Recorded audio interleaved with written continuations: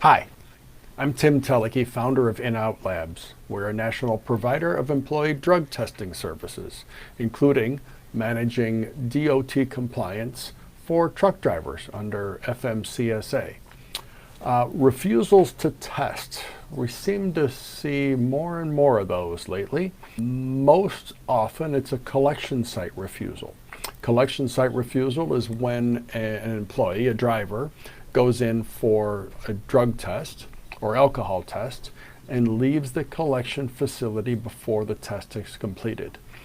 In many cases, this is a situation where the driver smuggles in urine. It's either too hot or too cold. The collector detects this and explains that the driver needs to provide another specimen under direct observation.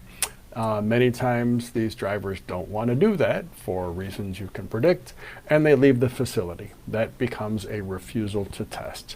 There are other versions of the same thing, but basically it comes down to that. A refusal to test is treated the same as a positive drug or alcohol test, and the employer is required to report those to the FMCSA Clearinghouse.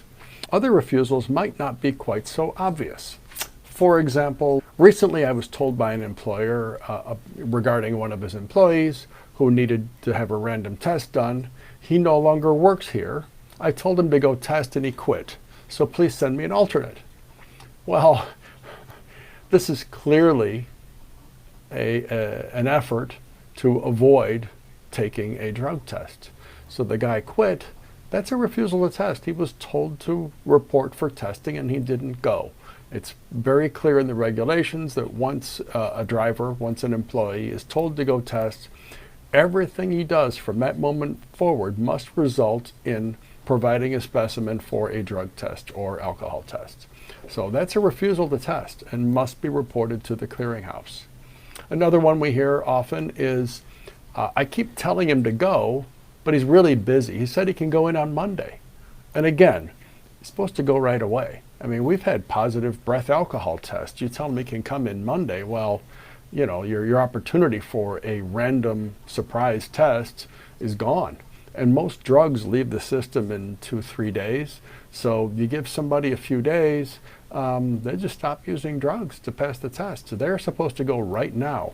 So if he says he's too busy, you just make sure that when you inform him to test, that he's not too busy to go right now. It's the employer is going to have to, make those decisions carefully. And then another common type of refusal to test is not decided by the employer, but it's by the MRO. So if a driver goes in for a test and the result it's not really a valid test. The MRO will interview him, and if the employee admits to adulterating the specimen or substituting it, the MRO will report that as a refusal to test. So refusals to test, they're treated the same as failing a drug or alcohol test, and they must be taken seriously. So as an employer, make sure you understand what a refusal to test is. You're also advised to make sure your employees know what a refusal to test is.